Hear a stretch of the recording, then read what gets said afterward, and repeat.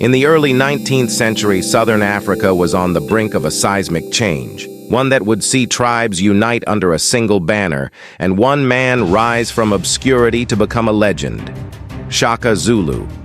A military genius, a feared leader, and a controversial figure, Shaka's tactics and reforms transformed his small Zulu clan into a mighty empire. But how did Shaka, the son of an exiled prince, achieve such power? What brutal innovations helped him build an empire? And what was the cost of his reign? Join us as we uncover the incredible story of Shaka Zulu, the warrior king whose legacy still echoes across Africa today. Shaka was born around 1787 to Senzangakona, the chief of the small Zulu clan, and Nandi, a woman from the neighboring Elanjeni people. But his early life was far from easy. Shaka and his mother were exiled from the Zulu kingdom when he was still a child, forcing them to live among different tribes, treated as outsiders. Though cast out, Shaka learned the ways of war during his time among the Mthethwa people, serving as a warrior under the powerful chieftain Dingiswayo. It was here that he honed his skills, learning not just how to fight, but how to lead. His reputation for courage and brutality grew quickly. After his father's death, Shaka returned to the Zulu lands, seizing power from his half-brother with Dingiswayo's support. But Shaka was not content with just ruling the Zulu. He had bigger ambitions. Once in power, Shaka wasted no time transforming the Zulu clan into a military machine. He knew that to dominate southern Africa, the old ways of tribal warfare needed to be abandoned. And so Shaka introduced a series of brutal but revolutionary military innovations. First, Shaka redesigned the traditional Zulu weaponry. Instead of relying on long throwing spears, he developed the Ikalwa, a shorter, heavier spear designed for close combat. This forced his warriors to engage their enemies head-on, using their shields to close the distance and overwhelm the opposition. But it wasn't just about weapons. Shaka also restructured the Zulu army, forming them into regiments known as Impi, which were divided by age and experience. He trained his soldiers to march for miles barefoot, toughening them to endure long campaigns without food or rest. These warriors became known for their discipline and stamina, able to move faster and strike harder than their enemies. Shaka's signature battle strategy was the Horns of the Buffalo formation.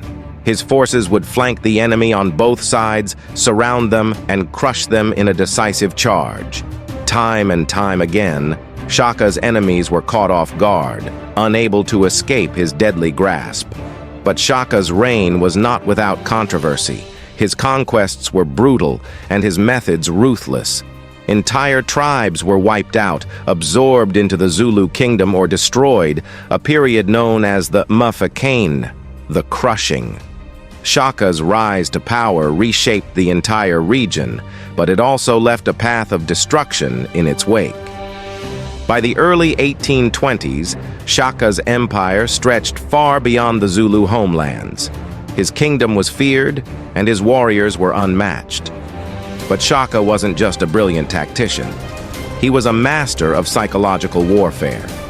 His very name struck fear into the hearts of his enemies. Shaka used diplomacy when it suited him, offering peace to neighboring tribes only to later turn on them when the opportunity arose. His unpredictability kept his enemies off balance. But even within his own kingdom, Shaka's rule was absolute, punishing dissent with swift and brutal consequences. Those who dared challenge his authority were executed or exiled. His word was law, and even his closest advisors feared his wrath. But despite his authoritarian rule, many admired Shaka for his vision.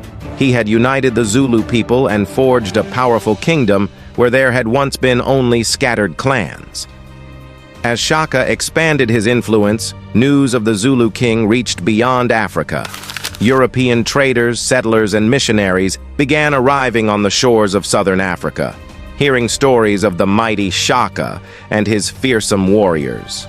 Shaka welcomed these foreign visitors, but he remained cautious. He recognized that the Europeans, with their advanced weapons and technology, could pose a threat to his kingdom. Yet, for the time being, they were more interested in trade than conquest. Shaka's reign was marked by a mixture of both fear and respect. His military conquests and reforms left a lasting impact on southern Africa, but his brutal tactics also made him many enemies, even within his own kingdom. As with many great rulers, Shaka's reign eventually came to a violent end. Following the death of his mother, Nandi, in 1827, Shaka's behavior became increasingly erratic. He ordered a period of mourning so extreme that no crops could be planted, and any sign of disobedience was met with execution.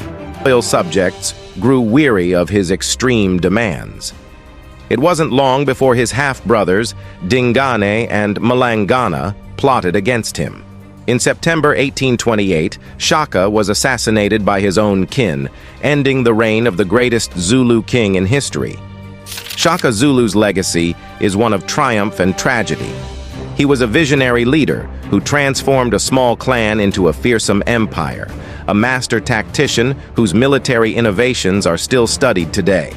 But his reign was also marked by bloodshed and terror, and his empire, built on the corpses of his enemies, could not survive long after his death. Shaka's name still echoes through the annals of history, both as a conqueror and a cautionary tale of power, ambition, and legacy. Thanks for watching. If you enjoyed this deep dive into the life of Shaka Zulu, make sure to like, subscribe, and hit the notification bell for more historical explorations.